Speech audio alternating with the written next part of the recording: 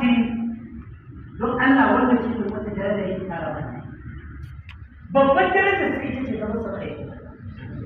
shi ne ta kada ubangiji da duniya baki daya kun ya ayyuhan nas inni rasulullahi ilaykum jami'an alladhi lahu mulku samawati wal ardh wannan ya shi daraja ba sai ka kada musu daya kuma in mutum kai ka ce mishi ne manzo suna amfani da hadisan ƙarya wajen tabbatar masa da falalolin da bai da bukatar a lokaci guda kuma suna ƙarya cikin yarjattun hadisan da ya karantar da mutane addini wanda yake su riƙe lafiya shi yasa dai masu nazari sun gane cewa buluwin da suke kan annabi ba shi ne manufarsu tsari ne na a ba su dama su yi buluwi da shekarunsu kamar yadda mauludin annabi sallallahu alaihi wasallam ba shi ne manufarsu ba tsari ne a kan a ba su dama su yi mauludi da shekarunsu shi yasa za a ga yadda suke girma mauludi da shekarun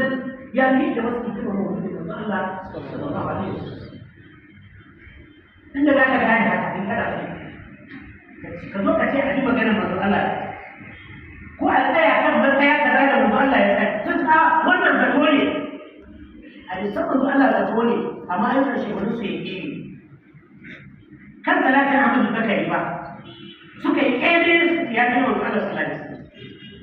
kuma sai ka dauka manyan su masu hankali a cikin su ya kamata su sai da dole shirin ba amma sai su suna kare wannan ya kamata mai hankali ya san cewa ibadar manzo Allah ba wata wanda za ta kai da tashi ko ba wani ne Ahmad Bakari ne wani ne Shehu Ahmad Tijjani wani ne Shehu Ibrahim ya sahabbai ne ita kanta Tijjaniyar gaba ɗayanta shekaru 250 da suka wuce duniya ba wata ma musulunta za ka iska wanda ke cewa takalmin annabi ya fi kwakwa ba wai ya fi kwakwa ba takalmin annabi ya fi takalmin kwakwa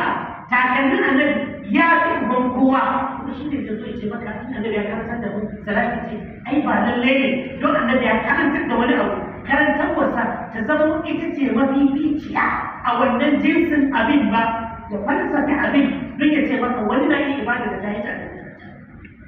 alhalin takalmin annabi ya yi ubare ba ka duba buluwi da suke da shekunai misali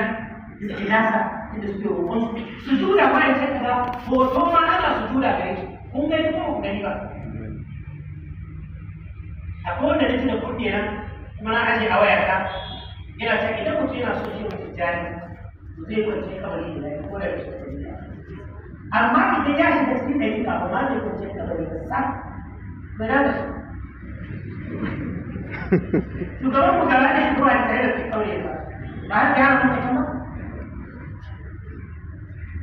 na ji wani na kuma aje a waya tana ta an wata shirin tijjani ya fi shekaru 100 na halwa in ke halwa da za ka yi kan ta Qur'ani da yi salatu a jiri bai lafiya da lafiya a'a an wata shirin tijjani ya fi shekaru 100 na halwa mutanen ke jami da abin nan guduri ko akwai wanda ya ce shi ya gano matsalolin al'umma matsalolin Najeriya ba faɗa wa shugabacin ga abin da zai warware su sai ka sauri na kasa kunne ya saurara don ne ba kira ya rufa sai ce a buga hoton Shehu Ibrahim ya a waka shi ko ina Najeriya Allah ne kawai za a daidai kira subhanallah idan mun ji gudu suka nuna mutane cewa sabon Allah ba komai bane kana so shi to ne yake sanci ka ne kawai ga Yesu ka je kai duwe da kira ko ba ka ji musulunci ba kuma suna da waliyin da wanda ya kashi zai shiga aljanna duk wanda ya gani ya shiga wani wali ya fita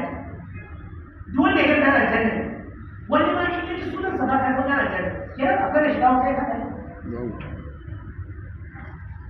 idan kana sauraron filin nasu